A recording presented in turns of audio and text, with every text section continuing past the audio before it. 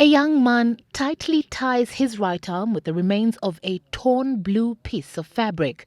But it is not the resultant bulge of the blood veins that draws you, but the dark marks lined up along the skin surface. Needle marks that make it all too clear that this particular arm has witnessed this many times before. It is aboard this old stationary boat in Malindi's Shella Beach that the young man and his friends spent days on end. An array of drug substances sits next to them. Bang, cocaine, heroin. Engaging them for hours on end, enough to leave them disillusioned, hypnotic even. This is us at our best, they tell us though, when we ask if they are in a position to speak coherently to us.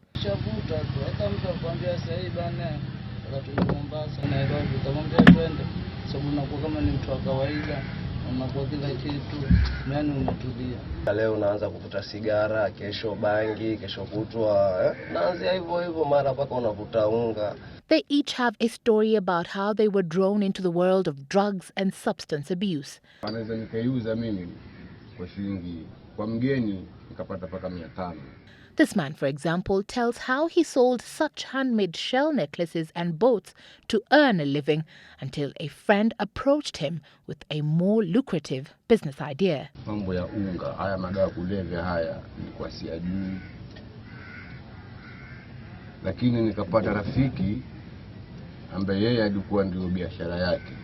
Akaanza kunisifia. He brags how the business brought him up to 4,000 shillings a day as compared to his handicraft that brought him less than 500 shillings. That was until he decided to sample his goods. Wakati nafunga na mimi naonja kidogo kidogo. Wakati nafunga na mimi naonja kidogo kidogo. Ukishtuka kimeniingia kwa mwili. Today, he tries desperately to return to his handicraft business, but many have since dismissed him as a user. Most of such users lined up on street corners and yards across Malindi confess to wanting to quit, but find it too difficult an endeavour, the world of drugs sucking them deeper in every day. Another right hand introduces us to yet another individual, only that this right hand is smoother and lacking in the characteristic dark needle marks, as clear as the path taken by this 29-year-old who decided to quit drugs 3 years ago. Her journey to this point, beginning with her boyfriend, who she says introduced her to heroin. Sikujua nimeanza, juu nilikuwa tu navuta bangi, but kulikuwa na difference. Ile bangi nilikuwa na bai mahali nilikuwa naishi, na yenye boyfriend yangu alikuwa anakaa nayo kwa nyumba. Ilikuwa okay, nikitumia yangu si feel vile na feel ile ingine.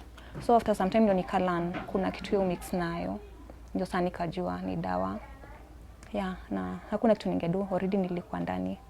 She was jobless and so was her boyfriend, forcing him to engage in petty crime to sustain their addiction.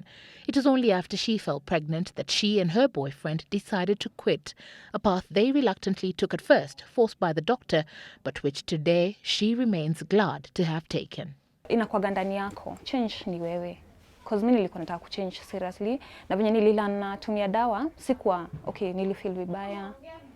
So nilikuwa nataka kutoka hapo. Today, and this 29-year-old who insisted we do not reveal her identity to allow her to continue with her new life without the stigma associated with substance abuse, is an outreach worker, using her time to talk to other addicts in her neighborhood in the hope that they too will reform. Unajua wengi by the way, isipokuwa ni vile tu hatuwezi jua ama waambie kila mtu. Wengi majority 90% utakaga kutoka kwa dawa, ni vile tu wako anajipata maybe haizi sijui, but kuna vile wao ushindwa kutoka.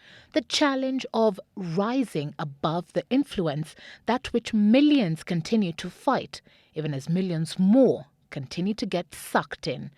A cycle whose picture spreads out of the designated socio-economic frame and which begs a holistic approach in dealing with. Evelyn Wambui, Monday Special.